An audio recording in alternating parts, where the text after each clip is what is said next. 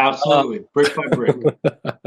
Okay, so let's talk about as we age. That's kind of what I wanted to ask you about and focus on Mhm. is kind of our health and fitness as we age.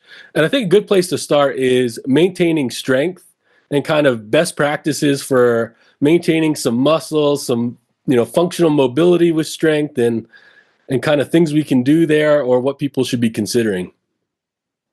Yeah, well, there's a lot to unpack there. I don't want to get too deep in the reads because it does get, pretty complex. But essentially, I have the statistic written down here to make sure I don't butcher it. So after you get to age 30, adults typically on average lose 3 to 5% of their muscle mass per decade.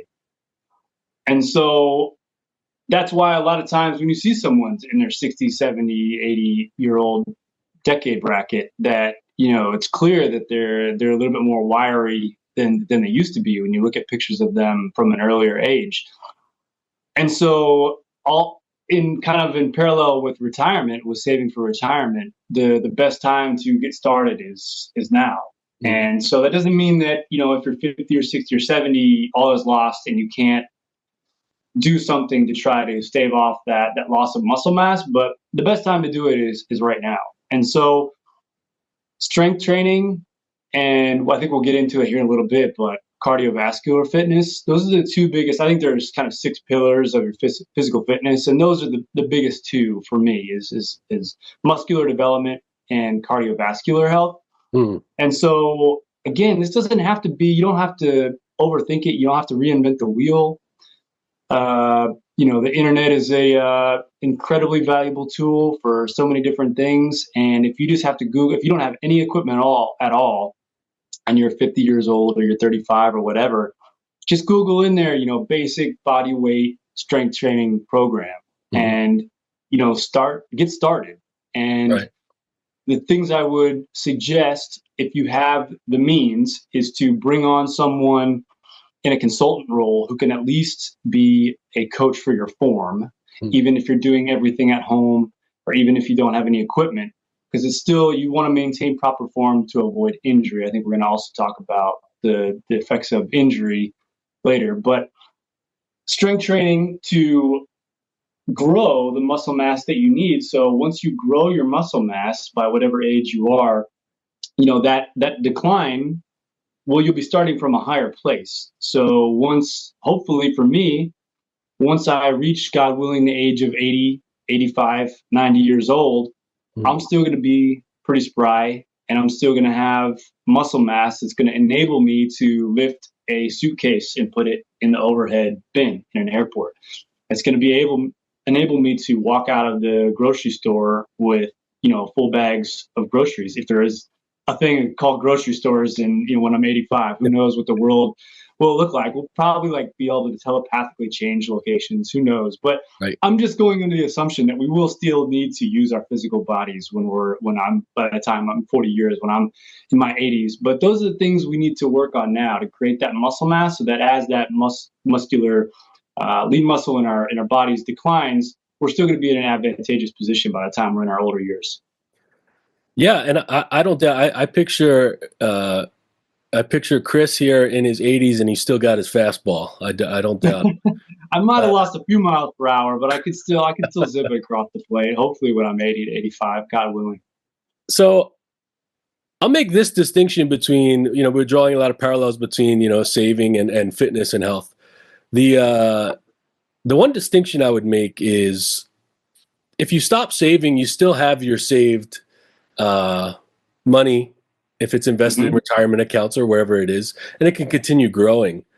Yeah. The one really hard point to get over with fitness is that if you just stop, so let's say you start now and let's say you're in your 30s or 40s, but if you stop, you lose pretty quickly all those gains, and you gotta start getting your momentum back to get back up the hill. So it seems like consistency, even if it's a lower to moderate amount of effort, the consistency seems to be most important. Is that correct?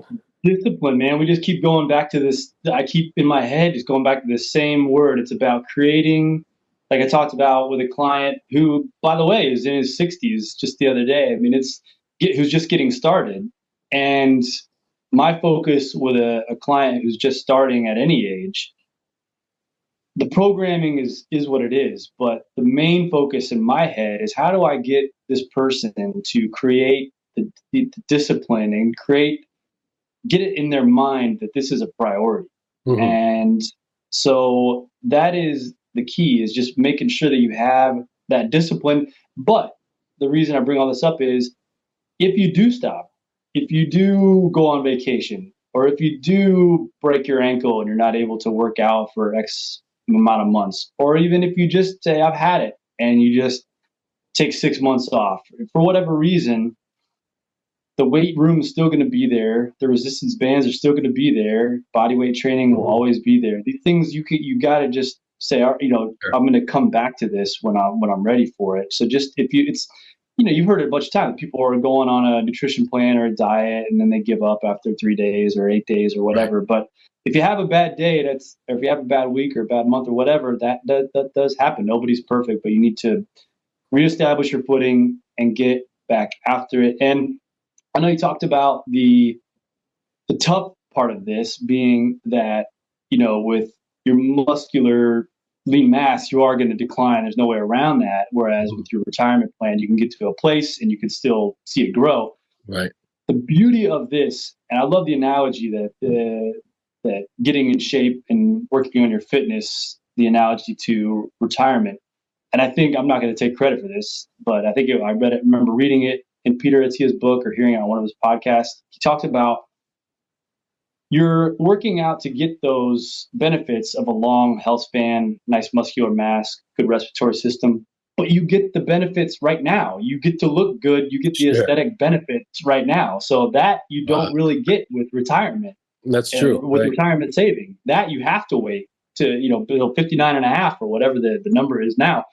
If you're going to get fit, a reasonably fit person, 6 to 12 months, really disciplined, they're going to be able to enjoy those aesthetic benefits going forward. So that maybe is the counterweight to the bummer of not being able to use your benefits in retirement. So later on with fitness, you can access that benefit relatively quickly.